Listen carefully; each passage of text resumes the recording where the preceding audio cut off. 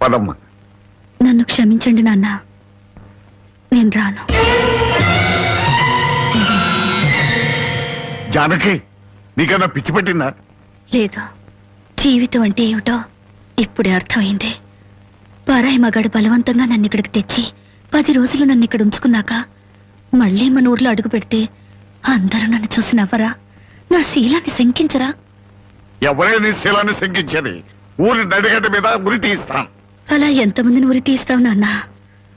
ఇంత జరిగాక నన్నెవరైనా పెళ్లి చేసుకుంటారా? అలా చేసుకున్న నాతో సంతోషంగా కాపురం చేస్తారా?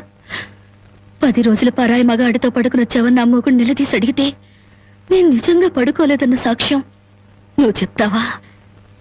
రాముడంతటి వాడే సీతను అనుమానించి అగ్ని ప్రవేశం చేయించాడా? ఆవిడ దేవత కాబట్టి మిగిలింది. నేను మనిషిని నాన్న, బూడిదిగా మిగులుతాను. నీకెవరో రామాయణం నూరు పోశారే. ఎవరో కాదు నాన్న, నువ్వే. 5 ఏళ్ల వయసు నుంచి నీ ఒళ్ళో కూర్చోబెట్టుకుని సీతాదేవి గురించి, సతీ సావిత్రి గురించి, ప్రాణం కంటే శీలం గొప్పదని, డబ్బు కంటే పరువు గొప్పదని నువ్వే నూరిపోసావు నాన్న. ఓహో అలాగా. మరి తండ్రి మాట చవదాటని రాముని గురించి కూడా చెప్పానుగా, అది గుర్తులేదా? గుర్తుంది నాన్న. రాముణ్ణి కన్న దశరథుడి గురించి మాత్రమే కాదు, సీతను కన్న జనకుడి గురించి కూడా చెప్పావు. తను